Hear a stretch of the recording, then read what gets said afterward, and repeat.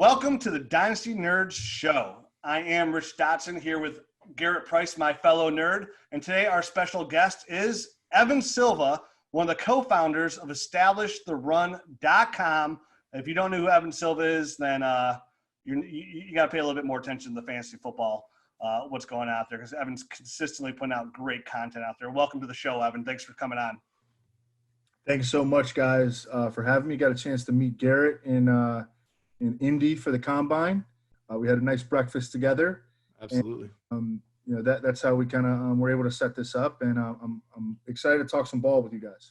Yeah, and Evan and I have been friends for about 10 minutes, so this is going to, we've got a good foundation here of what we're building on. And today we're going to be talking about some Dynasty fantasy football sleepers. And this day and age, with so much media out there and so much content on there, it's extremely hard to find sleepers these days because everywhere you look, people are tweeting out the guys they like as sleepers, or it's on a blog somewhere. But hopefully today we're going to find a couple guys that you can add on your roster where these guys won't be free agents, but maybe that juice is worth the squeeze and you can buy them for what they're going to be worth way more down the line. And that's just like what we like to do here is find guys where their value is going to increase significantly about 6-7 months from now, where even if you don't need that player, you're going to be able to flip them for much better capital than you gave up. And with a strong draft class this year and next year, never too late to invest these young guys. So let's get into it. Some of our 2020 sleepers for the Dynasty community. I will get us kicked off here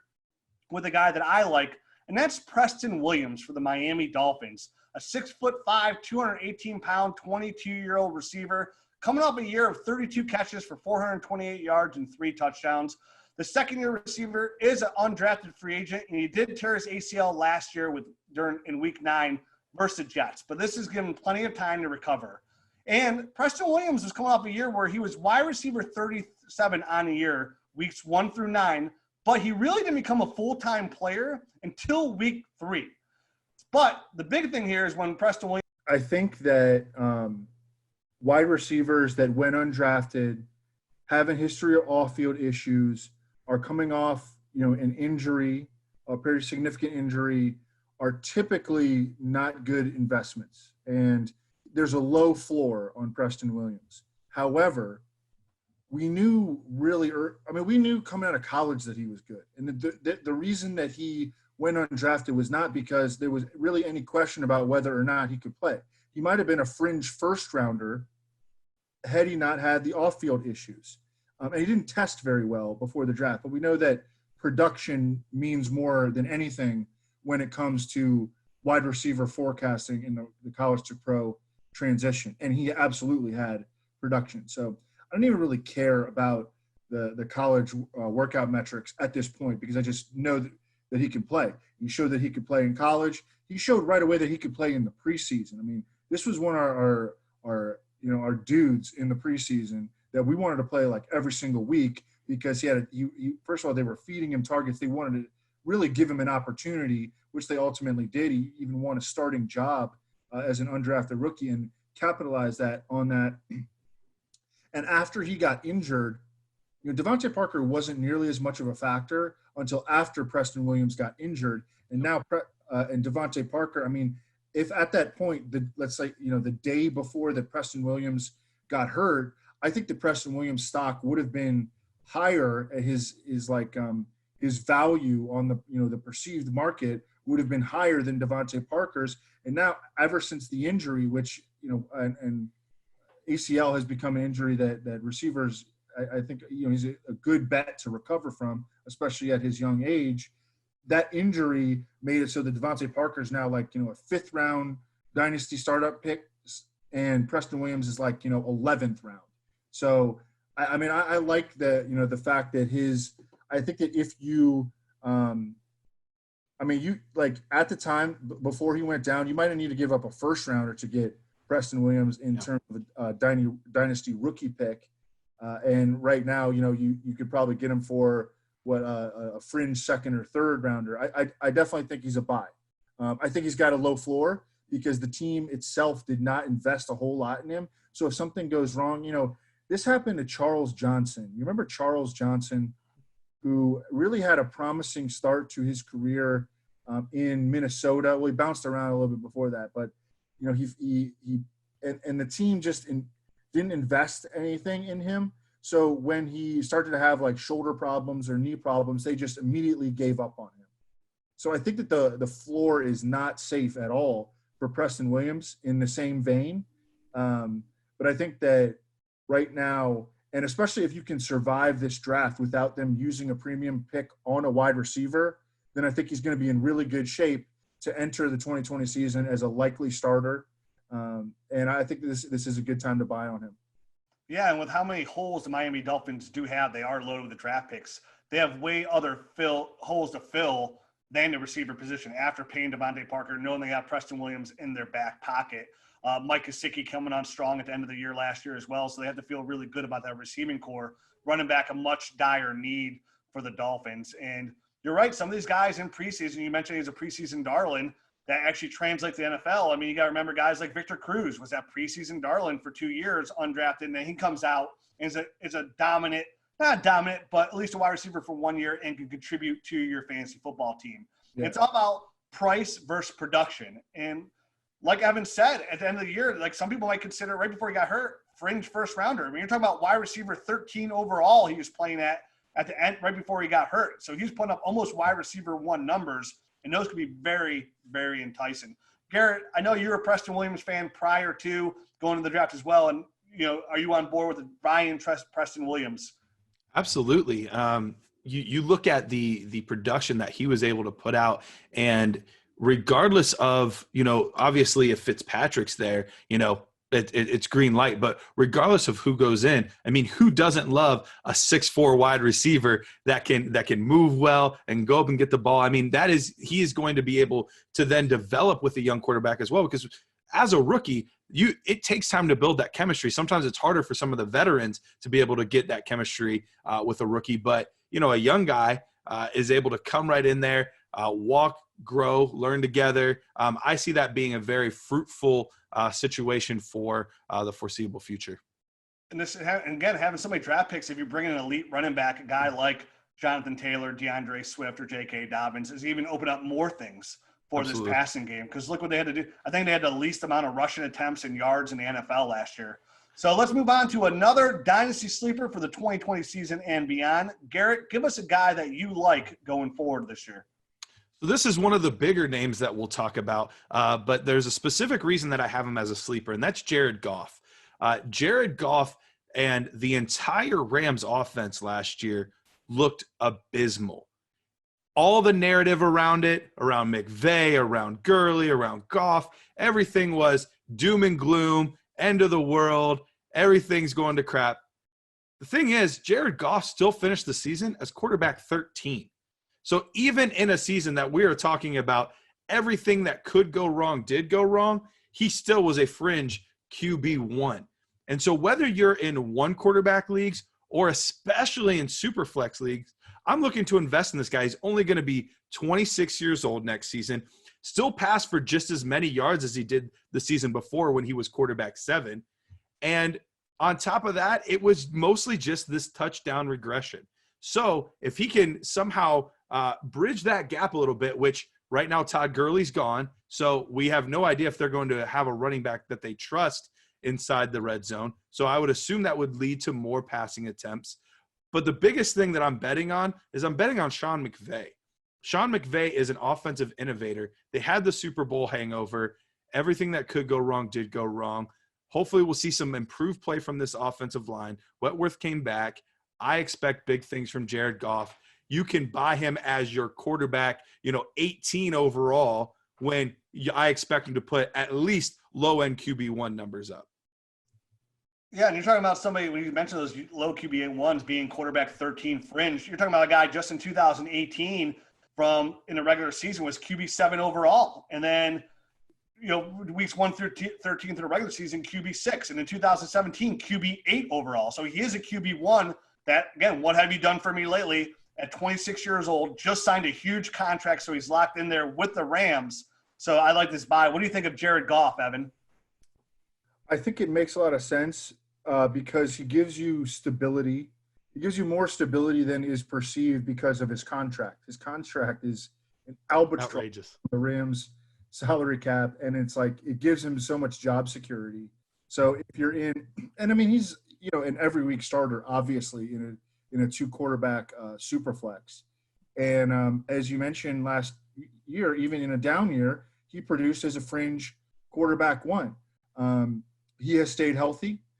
His supporting cast is still like highly explosive, even after they lost Brandon Cooks, who, by the way, was really ineffective over his last 16 games as a Ram and maybe wasn't even helping the offense. He was under 700 yards. He had 4 touchdowns in his final 16 games with the Rams, and he just, was not really involved in the offense. But you still got Cooper Kupp. You still got Robert Woods. You got Josh Reynolds, who I think will be fine as a third receiver, maybe even better than fine. I actually thought about making Josh Reynolds one of my sleepers for this. And then I like Darrell Henderson in the passing game, at least coming out of Memphis. And you're right. I think that Sean McVay is still a coach. He might have gotten overhyped, but I still think he's a good offensive coach. And so, yeah, I mean, I think that it makes sense to buy Jared Goff low right now.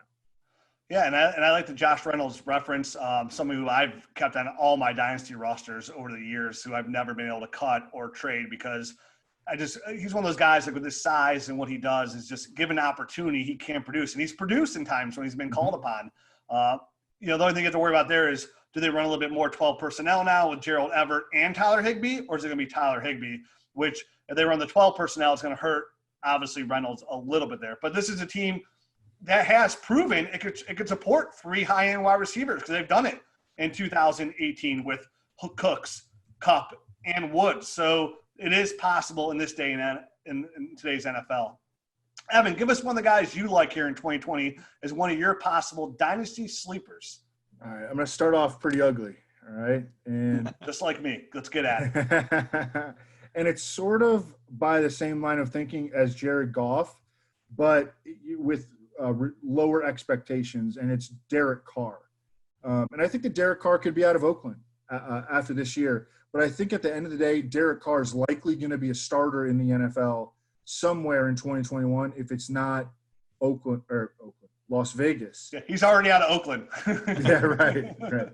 But I mean, I think he's very likely, even if the Raiders take a quarterback this year, I don't think that quarterback is going to play because there are not going to be any offseason workouts for that quarterback to learn the offense. And I think the training camp and preseason is going to be abbreviated. And I think the Raiders season would have to spiral really out of control in order for Marcus Mariota to go in or some rookie that they draft, regardless of how high it is. I think that Derek Carr is pretty safe job security. I mean, just the way that he plays gives him job security because he is so risk averse on the football field. I think their defense is going to be a little bit better. Their offensive line took a big step this past year. They've got a running game. They're not going to be awful.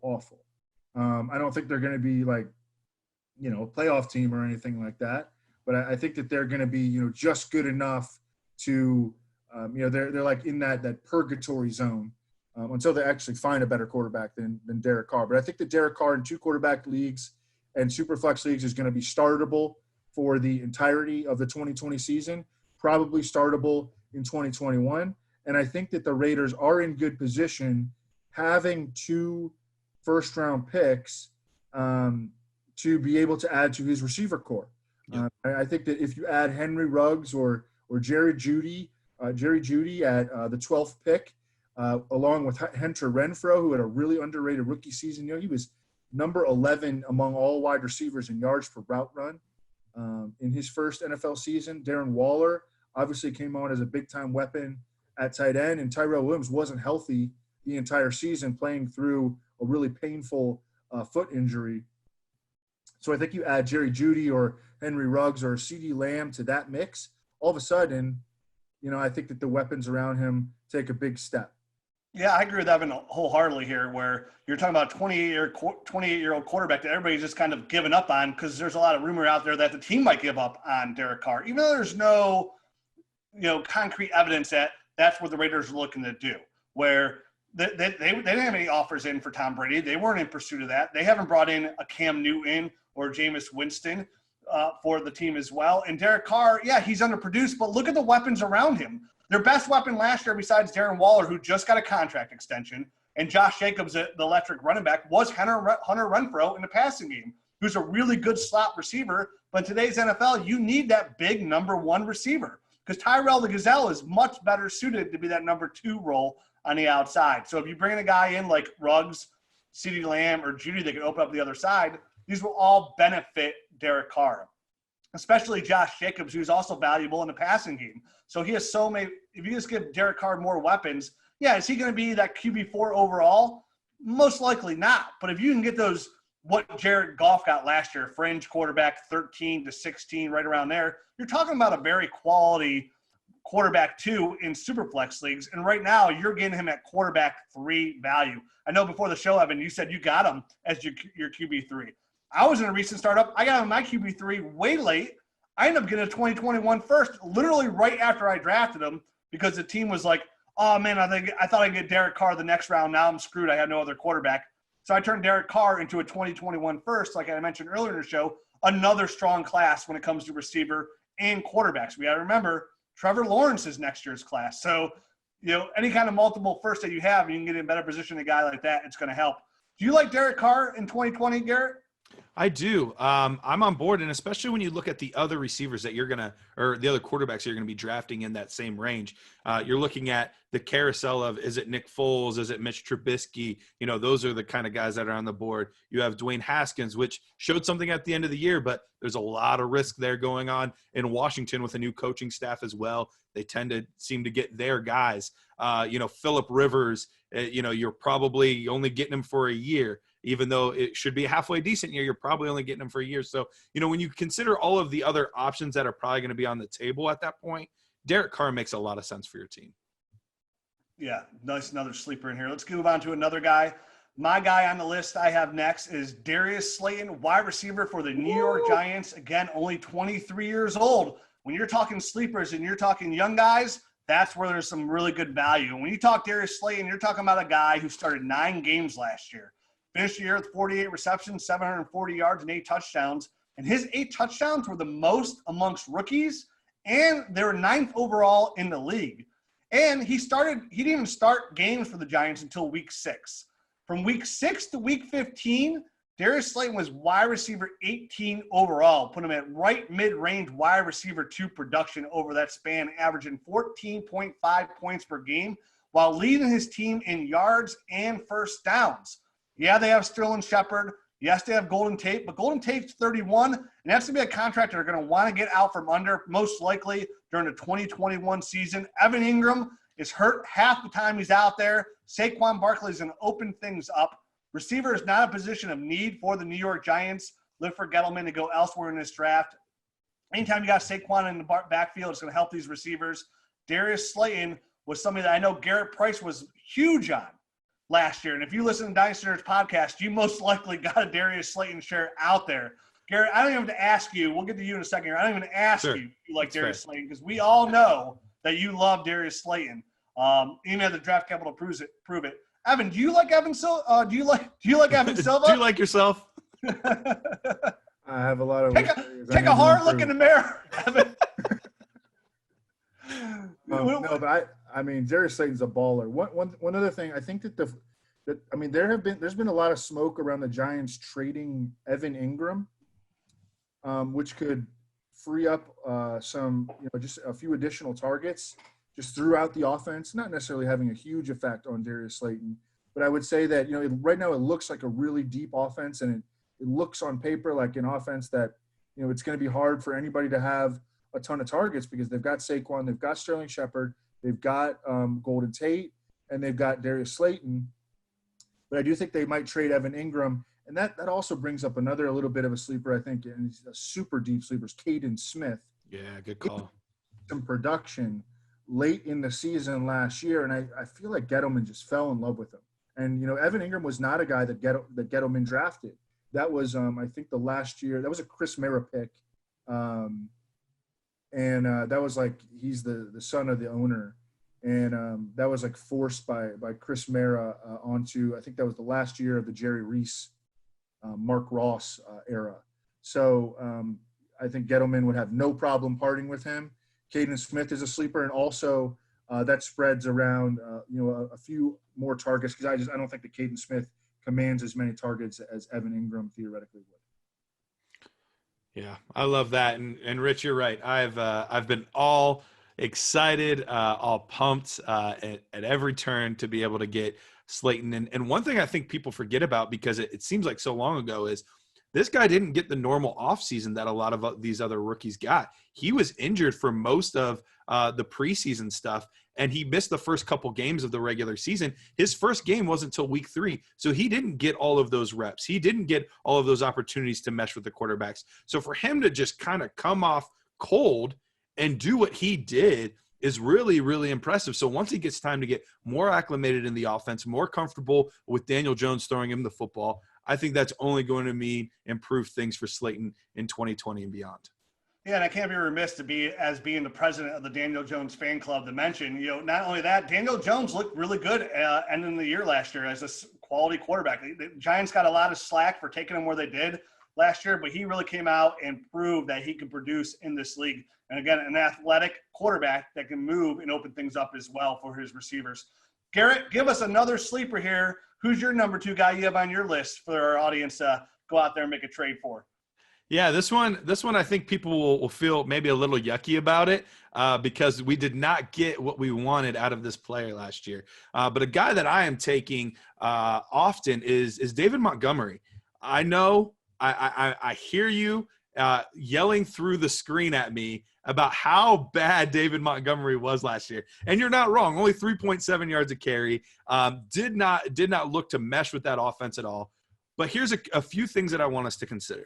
One, that offense was really, really bad. The offensive line, depending on where you look, if you look at PFF, they were ranked 25th in the run game for offensive line play, 29th by Football Outsiders. So the offensive line did not do well. They're looking to potentially address that even more so than they already have in the draft. But the other thing is they don't have the draft capital to just go splurge on another running back. They don't have a first-round pick, and they don't have a third-round pick. So they've got to hit on holes with those 2 second-round picks that they have, because they don't have anything else around it that you would expect to be impact selections. So I expect that to be used on offensive line, maybe tight end. We could even potentially see a receiver, some defensive players. So there's a lot of other holes that they need filled, and I don't expect them to utilize any of those on a running back. So he should get a clean slate to start as the runner and prove that he can do something. But just on pure volume alone, he should easily be a mid-range RB2. Last point for me is if this whole Mitch Trubisky thing doesn't work out, which as of right now, it's not looking too good, they have their built-in backup plan with Nick Foles. And some would even argue that might even be the starting plan, and Mitch Trubisky's the backup plan, depending on who you talk to. But either way, they're going to get more production out of one of those 2 players than they got in 2019. Yeah, I mean, I think that there's the good argument for it, obviously, and Garrett did a great job of laying it out, is just that his volume is secure for 2020. I mean, to the extent that Tariq Cohen takes away some touches, that would be, the one reason that, he's not necessarily like a true workhorse bell cow, but I think that he's going to be in the 15 to 18 touches per game range either way. And, I think that his production could flip. Just betting on the opportunity is usually, the best way to go in fantasy. I think that he didn't look like the most talented back as a rookie, but he was a good prospect coming out of Iowa State. He has translatable skills in terms of tackle breaking and receiving capability. So I think that you're betting on the volume, and I think the volume is going to be there. So that's a pretty good bet. Yeah, and you'd be surprised what a better offensive line could do for a lot of these running backs. The one thing I didn't like seeing out of David Montgomery last year was some of the vision behind the line of scrimmage and where he would actually run with the ball. But again, a rookie, I'm never gonna jump to conclusion on that. He was a nice prospect coming out at the time. I think we all remember that graphic they had up on ESPN that one day when he had the legs of Saquon Barkley, the vision of LaDainian Tomlinson, the Hall of Fame quality of Jim Brown, all that stuff. So, the ESPN likes David Montgomery as well. But a nice prospect. And like Garrett said, when it comes to the running back position, we're just looking for guys who's getting the carries. And Evan said he's going to get 15 to 20 touches per game. Every touch, for the most part, even 3 yards per carry, is going to turn into fantasy points. And right now, if you just give me a running back who is the starter on a team, he's a running back 2 or a flex play. That's where we're at in today's day and age. We need guys just getting touches alone, and that's where David Montgomery fits into the bill. Evan, can we have your second guy as a 2020 sleeper? Yeah, Chase Edmonds. So I think that the Cardinals did show, a good amount of faith in Kenyon Drake by committing to him $8.5 million on the transition tag. But I think that, and there's been some discussion of them signing him long-term. I'm not sure that would be smart. I think just going year to year with Kenyon Drake probably makes the most sense. Kenyon Drake looked awesome in the second half of the season with Arizona. His pace, I think he played, 8 or 10 games with them, and his pace was something like 1,600 yards from scrimmage, 16 touchdowns. And, he was awesome. And the running game as a whole was awesome. In Football Outsiders rushing DVOA, the Cardinals were number 2 behind only the Ravens. I think that their offensive line took major strides in the new scheme, and I think that they could very well add to that offensive line in the draft as early as number 8 overall. There's a bunch of tackles that are supposed to go in that range. But Kenyon Drake only really has, he's never been a feature back, whether it be in college or the pros, for a full season. I think that Chase Edmonds is good, and you can get him really, really cheap as like your RB5, RB6 in a startup right now. David Johnson is gone. I think that they are going to use 2 running backs, and they run the ball a lot. Like, again, they had one of the best running games in the league this past year. They benefit from having a dual threat quarterback.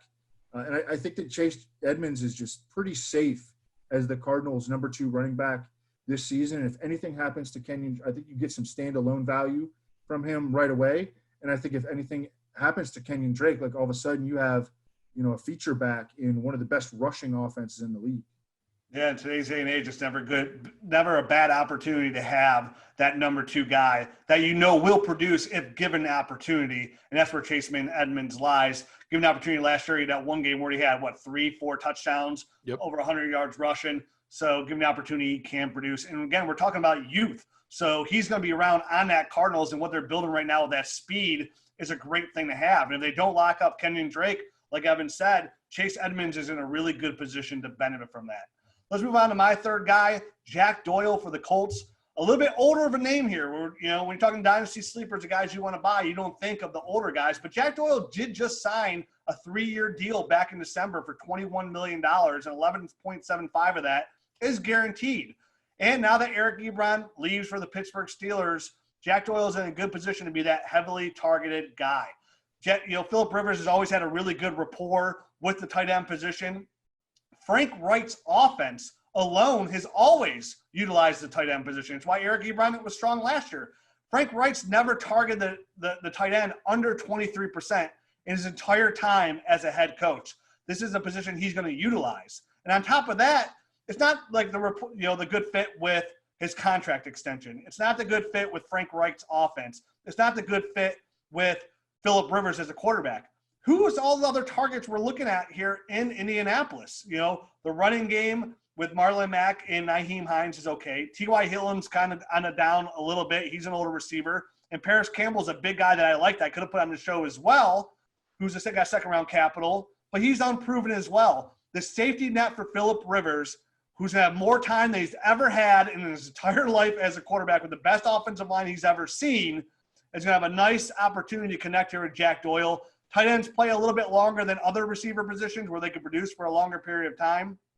In the tight end position, when we're playing fantasy football, is the most shallow position out there when you're looking for production. The differential between tight end 8 and tight end 16, we're talking a couple points per game. So if you can get one of those guys that can produce top 6, top 7 numbers, those are the difference makers that's going to help you win a fantasy football championship. When it comes to Dynasty, you're looking for that edge, because when you get the championship game, all those teams are good. Where can you get the edge? The edge is the tight end position. And Jack Doyle is somebody who can catch over 60, 70 footballs this year in this offense. I like Jack Doyle as a nice buy low right now, who's going to be a week starter for your offense. Do you like Jack Doyle, Evan?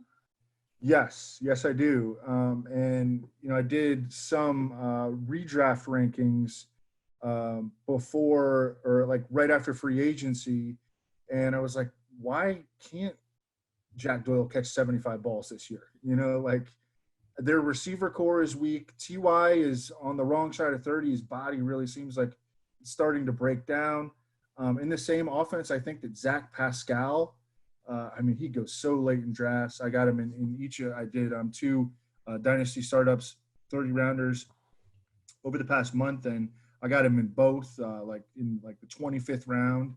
And I think that Jack Doyle, you usually have to take him around round 20, but man, that's a good spot to take a player who, I think definitely if he stays healthy, I think he could catch upwards of 80 balls. There's just not a lot of competition for targets in Indianapolis, not a lot of impressive competition. And I definitely think you can envision a scenario where Phillip Rivers just pumping targets to Jack Doyle. Yeah, agreeing. You mentioned targets. He led when Jack Doyle or Eric Ebron went down with that injury week 12. He led the team, tied the team in targets and red zone targets as well. I do not look for that to change. And there's always good value when you're targeting somebody over the age of 30 in Dynasty. It just depletes their value so much. Jack Doyle is going to be that great value here for your Dynasty team. Definitely if you're a competitor. If you think you go for the ship, you need a good tight end, this is where you're going to buy. Garrett, give us your last guy here for your 2020 sleeper. Yeah, my last guy is someone I was really high on, and the bottom really fell out in his rookie season. We didn't see nearly he had some of the opportunity, but not the production that we wanted out of him, and that's JJ Arcega-Whiteside, second-round pick out of Stanford. Loved watching his tape. When you talk about a contested catch guy, especially a guy that can post up in the end zone, comes from a basketball family. You saw that a lot translated in his game. Really reliable hands overall. I really, really liked his game. Looked great in preseason, flying up everybody's boards, and the regular season hit, and things just did not go well. Did not go according to plan. And, that's always frustrating as an owner, a guy you like, everything's pointing in the right direction, and then it just doesn't happen. I'm still willing to buy for a couple reasons, though.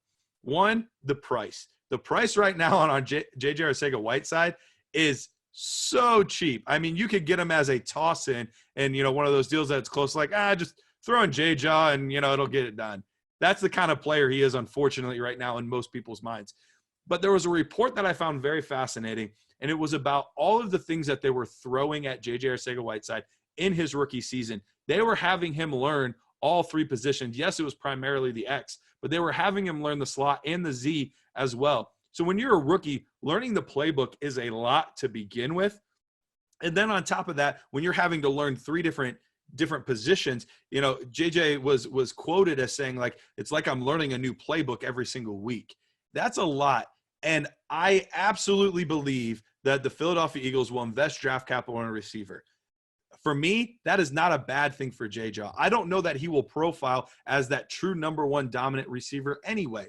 I think it'll be good to have somebody else in there with him, and he'll be able to then just focus on his specific role. And I think we're going to see much better fantasy days for the price on JJ right now. Evan, you got anything you want to add on top of the JJAW pick? Yeah, so in these 2 Dynasty startups, and they're both super flex that I did within the last month, JJ Arcega-Whiteside went in the 18th round in both of them. Wow. I took him in the 18th round in one, right next at the turn, right next to the guy that'll be my third sleeper.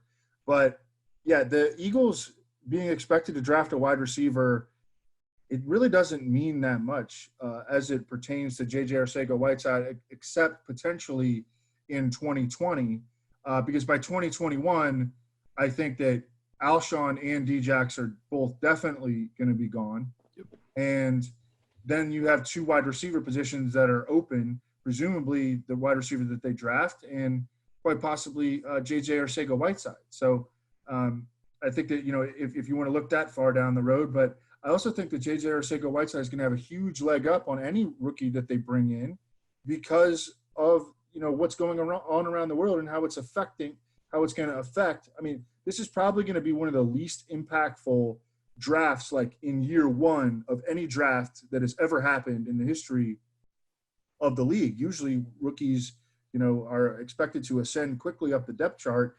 There's not going to be even opportunity for them to do that this year. I mean, barring something very unexpected, I would say. So J.J. Arcega-Whiteside is going to go in knowing the offense. The same offense is returning. And I think he's going to get opportunities. Neither Alshon nor Deshaun Jackson is going to be a good bet to stay healthy either. Yeah, Evan's right. It's going to be a good opportunity to buy JJAW because of all those reasons. And I think his price will even drop a little bit lower when the Eagles do take a wide receiver with one of their first two picks, which even depresses value even more so. So maybe you're watching this video right after the NFL draft or it's been a week. Go put that out there because once they take a guy like Henry Ruggs or Justin Jefferson, you're like, oh, there goes JJAW's value. Not so fast, guys. Not so fast. Evan, give us your last guy out here, and let's round up the show with your last sleeper. Yeah, Jalen Hurd, who, the 49ers depth chart right now, and this could absolutely change with the 13th overall pick, but the 49ers depth chart right now, wide receiver, is really, really weak. I mean, I'm sure we all probably love Debo, but that second receiver job would it be Kendrick Bourne right now? I mean, I think that's probably who it would be. Kendrick Bourne would be their second receiver. And I think that that's a very, very surmountable obstacle. And I think that Jalen Hurd, first of all, he looked awesome in the preseason last year. He got hurt. He hurt his back. Back injuries are scary. And even as of the Super Bowl, apparently he couldn't make the trip because he was still having pain in his back. But the beat writers think he's going to be okay. Hopefully they're right. If, in an ideal – and the 49ers did use a third-round pick on him last year. In an ideal world, Jalen Hurd, I think, plays slot receiver. I think he dabbles some at tight end. And I think he could even contribute as a goal line runner because, he did a lot of that in college. And – I mean, the upside for him is kind of like you remember when like Ty Montgomery, you could play him at wide receiver and he was getting touches. I think that Jalen Hurd, if he's able to overcome this back injury, if he's able to earn a big role in the 49ers offense, he's going to be a nightmare for like fantasy websites to try to peg what his position is. I mean, there was a lot of talk of him playing tight end last year before he got hurt. And I think in his final season at Baylor, because he was at Tennessee before that, where he played running back, at Baylor, he was a slot receiver. So, I mean, I don't know exactly where he'd be listed, but there is a chance that you could get a dude who's playing wide receiver, some tight end, and getting some goal line opportunities. I mean, that would be just like a beast in fantasy. Yeah, anytime you get that, like the old school Marcus Colston, tag of maybe a wide receiver and tight end, and you're playing him at the tight end position, that's a huge bonus. We mentioned that how shallow that position is. So anytime you get somebody producing those numbers, it's good. And you got to remember, Jalen Hurd, he was a good running back at Tennessee. When he transferred, wanted to play running back, they're like, why do you want to play running back? He's like, I want to play running back. I think it's best for my long-term future here. And when it comes to Kyle Shanahan's offense, anytime you get a piece of that offense, you want it. I mean, look what he's done with those running backs now. And look at the running backs he's bringing back. Matt Breida, injured. Jerick McKinnon hasn't played a single down for the team because he's been injured 2 years in a row. So right now that running back is so shaky, like Evan said. What if he does get some running back carries and they put him there and he just comes out of nowhere? I mean, you think he can't be better than Raheem Mostert, a journeyman out there as well? So I think this is a really good opportunity. I think he's a nice sleeper. I know it's something we've talked about in the Dynasty Nerds podcast. That one of our co-hosts, Matt, loves too as a great sleeper this year because he just loves the production he brings as a whole. And like you said, that offense is a weapon you want to have. It's the reason why I was huge on Debo. And before the draft, I was like, my dream destination for Debo Samuel is San Francisco. So when it came true, I was like, I was all over those Debo shares. So I love it. I think it's a great pick, Evan. Evan, tell the fine folks where they can find you and your work going forward. You can find me at Evan Silva and at Establish the Run on Twitter, establishthерun.com. We got a bunch of pre-draft stuff going. hopefully going to have a good mock draft, good, nice, somewhat accurate mock draft this year. We do a bunch of podcasts, and come check us out. Yeah, I've been following Evan for a very long time. He's always consistently put out fantastic work. Evan, thanks for joining the show. We really appreciate you. And of course, make sure you hit the like and subscribe button below so you can get some more of this great Dynasty content that we're having coming out all year long. And if you want to follow me on Twitter, I'm at DynastyRich. And I'm at Dynasty Price. Thanks for tuning in. We'll see you guys soon.